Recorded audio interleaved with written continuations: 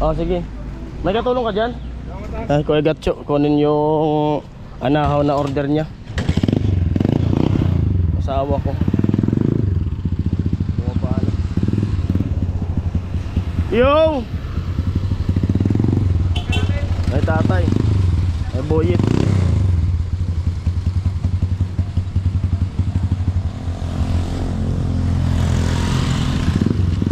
Nakalagpas.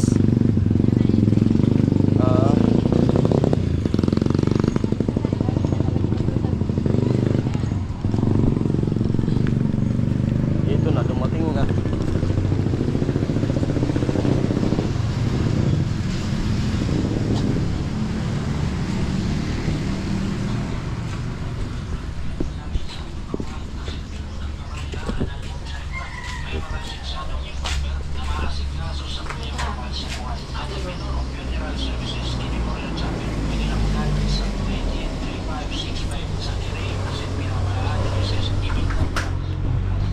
Kape? Kape? Ayan po, good morning, good morning, good morning. Magandang umaga, mayong buntag. Ayan, nakapagsaing na ako, anak ko, maliligo na. Ayan. At ano na rin ako, nag-init ng tubig pang kape. Maulan, hindi ko alam kung may pasok kami. Basta, ayun.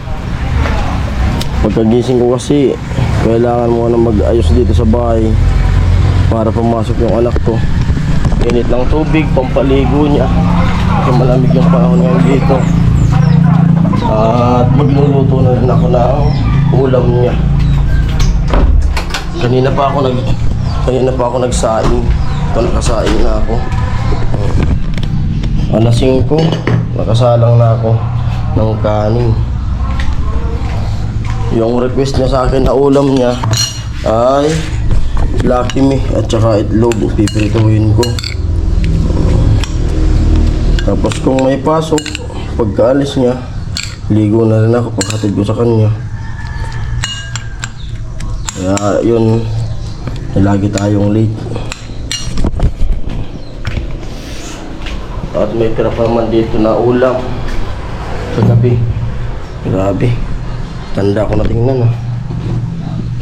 Ito yung ulam namin kagabi ng anak ko, limpo. Ma-request niya kagabi, ulam daw kami ng limpo. Naluto na tayo. At nakabili na rin ako ng gas. Bumili ko kahapon ng gasol, mahal na. Fiesta gas yung ating ginagamit na gasol. Dalawa po yung gasol na gamit ko. Meron akong Fiesta gas at saka meron akong Petron gasol.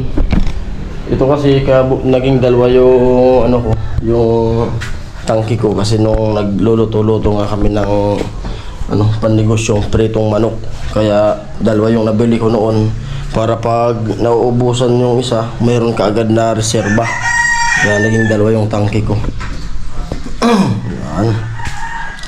At magluto na muna ako ng ulam. Ito na yung sabi mo, Lucky Me, itlog. Sige na.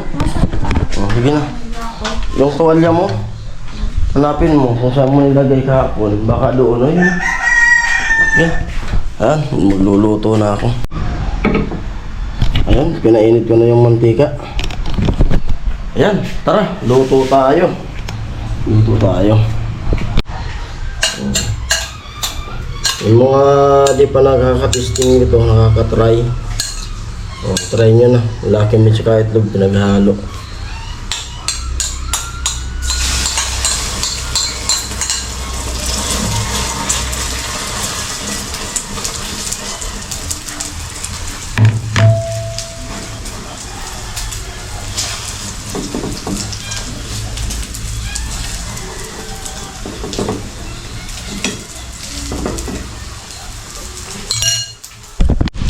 Ganyan tsura niya.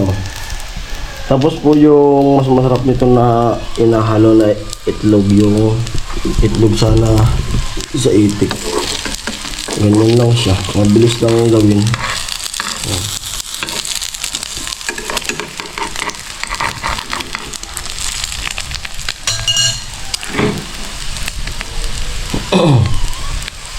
babalik pa rin pa siya. Yan, binaliktad na. Yan yung itsura niya.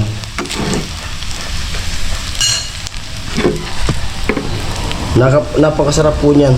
Tapos yung pag maglagay kayo ng Lucky Me itlog, yung magiging seasoning din niya, yung sa Lucky Me. Pero hindi nyo ubusin. Kumbaga bagya lang na lagay kasi umaalat. Yung saktuhan lang. Yan na, luto na siya. Pwede na. Tapos sausawan nyo lang ng kahit suka, kunting asin, mag-dik kayo ng bawang, tapos lagyan ng asukal, paminta, sibuyas, okay na yun. Yan na, luto na.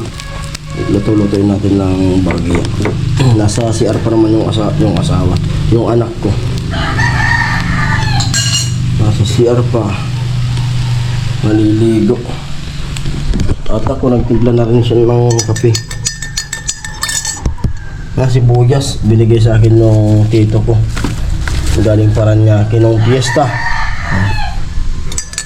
Kape na rin. Para kung may pasok, ligo, punta sa site, may kaputi naman.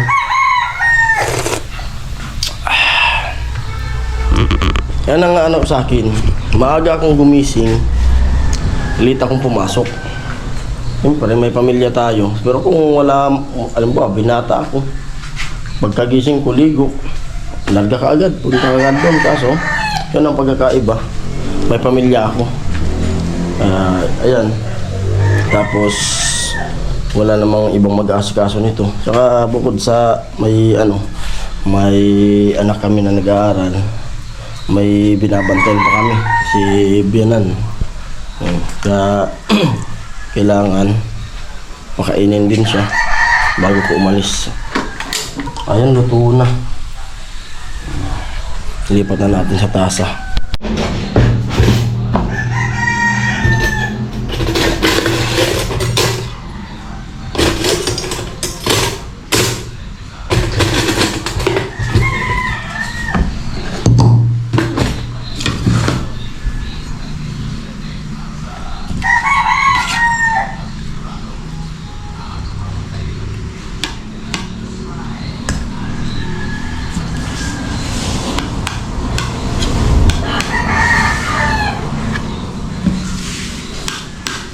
Para makabahaw na yung kanin niya.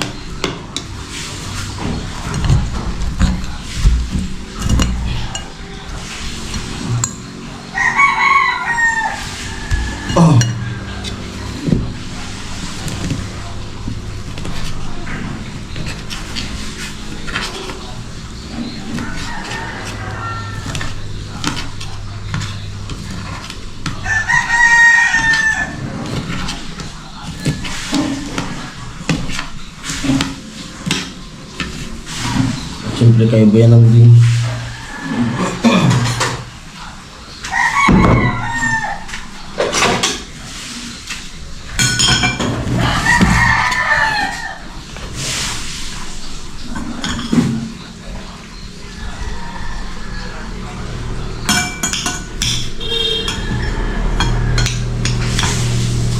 Kunti lang nakarin sa kanya. Kasi baka bawal tumaba. Gusto.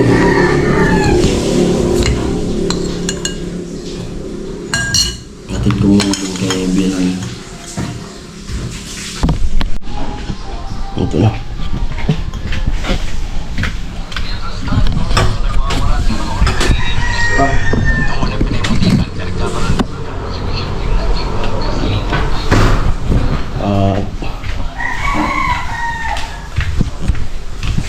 Ininit ko rin yung ulam kagabi.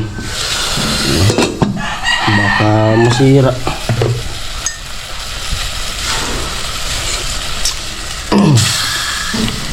Para pagdating ng asawa ko, kumain muna siya bago siya matulog.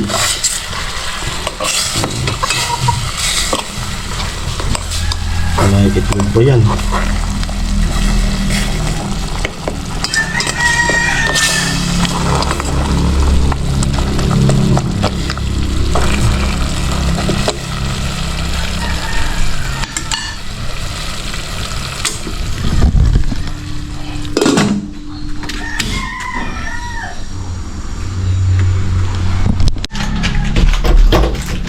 Labas muna ako. Tingnan ko yung iniinit ko pang kape. Para laging may stock dito sa thermos.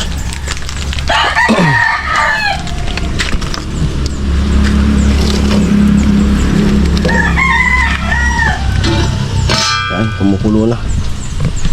Kung lahat nakakot ko yung panggatong, ganda na sa ano. Ito nga, lumiliyab na. Pwede nang gamitin kasi nainit na ng napag-uusukan. Kaso yun, naabutan na tayo ng gawa. Hindi ko na siya nagawa doon. Sayang. Dami pa naman yan. Pero dami pa naman panggatong. Alright. Ayan, kumakain na si Bibi. Ayos. Ayun na. Para busog pagpasok. Baon. Ay, ano ko? Babaon ka? Ang galing ka.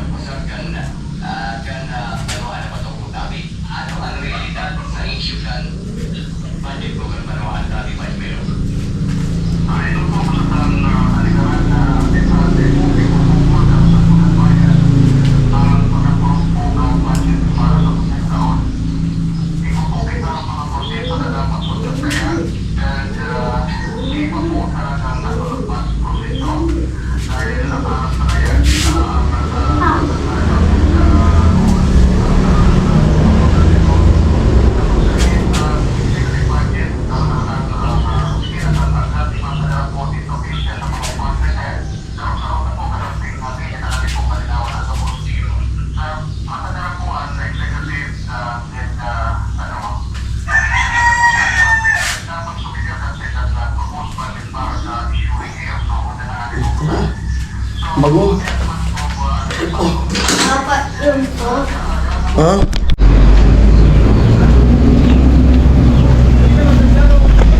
Oh, sige. May katulong ka dyan? Ay, Kuya Gatcho, kunin yung anahaw na order niya. Asawa ko.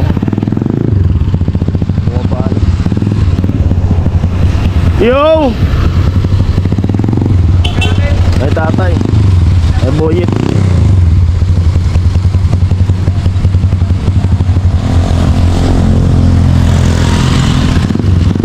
Nakalagpas.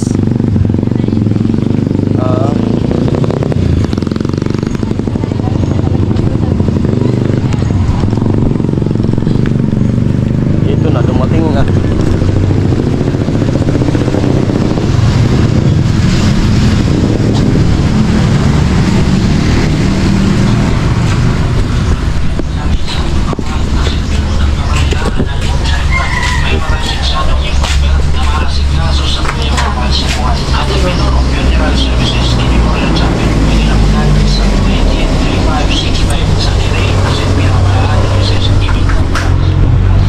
Kape? Kape? Nakauwi na siya.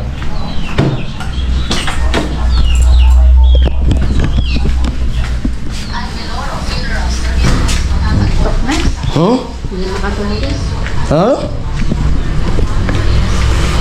Kape naman. At ayun po, dito pa ako sa bahay. Bali, di pa ako makaalis kasi siguro maya-maya punta na ako ng Bato. Kasi yun nga, dumating yung asawa ko. At mag-ano muna ako ng pagkain dito kasi tulog. Ayaw ko naman siyang gisingin kasi masakit yung ulo. Hindi ko pa siya nakakausap kung ano ba yung pinakang check up niya doon. Basta nung tinawagan ko siya, yung pinakang sabi niya sa akin ay parang April 10 ata yung ano, April 10 yung pinapabalik siya. Tapos parang mag-antay ng tawag. Kumbaga, yung April 10 na yan, pwede yan umadjust o basta kung pwede yan na di umabot ng 10, basta tatawagan daw. Tatawag. Pero kung walang tumawag sa April 10, babalik na siya doon. Tapos parang mangailangan ng donation ata ng dugo doon sa PGH, 2 bag. Sabi ko nga sa kanya, ako na lang pupunta akong Maynila kasi di pwede yung kasi may mga dinonate na akong dugo dati sa sa Red Cross dito sa barangay. Pero yung donate na yun para sa BMC yun. Dinonate ko yun. Siguro nakatatlo na akong donate ng dugo dito sa Bicol. Sabi ko nga, kung kung walang makuhanan, ako na lang magpa-Maynila para ako mag-donate doon ng dugo, 2 bag. Eh sabi niya sa akin nung tinawagan ko, ay yung kapatid niya na lang yung maghahanap na magdo-donation ng dugo. Ewan ko ba kung para saan yun, kung isasalin sa kanya o donation lang doon. Kasi tulog kasi, hindi pa kami nag-uusap. Pagdating niya, di nga nag-almusal, natulog na kaagad. Yan. Siguro maya-maya, kasi umuulan naman, di ko alam kung may ginagawa sila doon. At ayan na. Sabi niya baka opera na daw yun, yung April na yun, na pagbalik. Kaya kailangan natin yun, humingi ako sa inyo ng suporta. Sana suportahan nyo yung aking ginagawang vlog. Kasi yun nga, kailangan natin ng budget. Sabi niya, mauna muna sila doon magpa-Maynila, isasama niya na yung anak ko. Kasi medyo matagal-tagal yun. Baka mag-confine siya muna doon bago operahan. Tapos pag opera na, sumunod na lang daw ako. Kahit di pa rin nag-graduation, kumbaga magpapaalam na sa school na isasama niya na yung anak ko. Kahit di pa sila graduation. Kasi parang April din ata yung graduation niyan. Tapos pag operation na, opera na siya, ay ako susunod naman sa Maynila. Kaya ayun, kailangan natin magsipag mag-vlog para mayroon tayong kitain kasi kailangan ng budget. Siyempre budget namin pagpuntang Maynila. At hantay-hantay lang muna akong maglabas yung anak ko para mapakain ko, tapos yatid ko dun sa school, tapos diretsyo na akong bato para makagawa tayo, para magkaroon tayo ng vlog. Ano anak ko? Papa, saan si Mama? Wala, di siya nakauwi. Di siya nakauwi.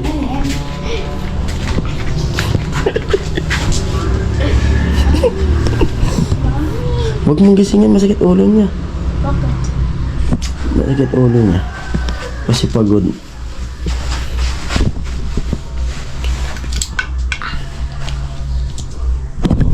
Tulog yung asawa ko. Papa. May alkansya siya. Yung hinihingi sa akin na baon, yan nilalagay. Ano yung nakasulat? Ba't nakasulat? Ano yun?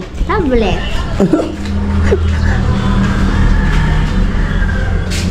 Sino sulat nito? Ako. Ano? Sige, saglit. Ano to? X? Ha? Ay.